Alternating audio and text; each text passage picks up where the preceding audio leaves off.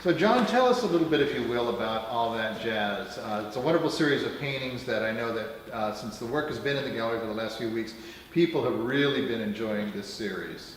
Well, thank you for saying so. This was a series that I used to kind of put some solidity to my memories of my jazz musicians in Los Angeles.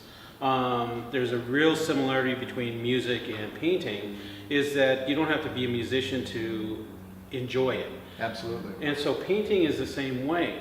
That you don't have to worry about what other people think. Mm-hmm. You want to enjoy it yourself, take what you can from it, Right. and just make it your own. So what were the materials that you were using here? Because I'm seeing a lot of wet on wet, I'm seeing a lot of texture.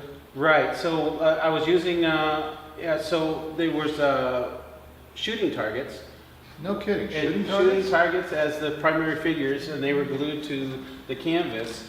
And I wanted to break them up. I didn't want them to show that they were shooting targets, but they did give me the background of the figure. And so I kept working on it and getting the layers and adding some paper and taking some off.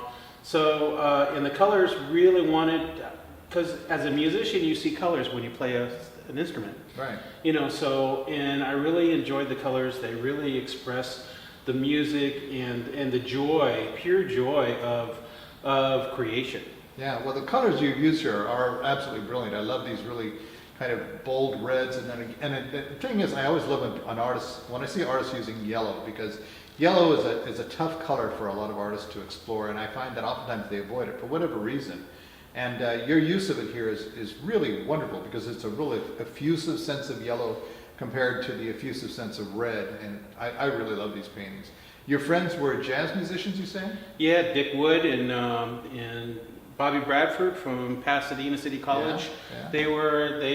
They traveled the world and played jazz, and I really love their music. Yeah, well, you know, it's funny, because I mean, this type of painting, which has its roots in expressionism, is very much along the same lines what jazz musicians are working with, right? And Yeah, it's that sense absolutely. of that, you know, getting away from the rational and intellectual and just letting the soul and the heart take over. That's and right. The irrational side. That's right, and that's what I try to represent here. Well, it's a great painting. Thank you very much. Thank you John. very much.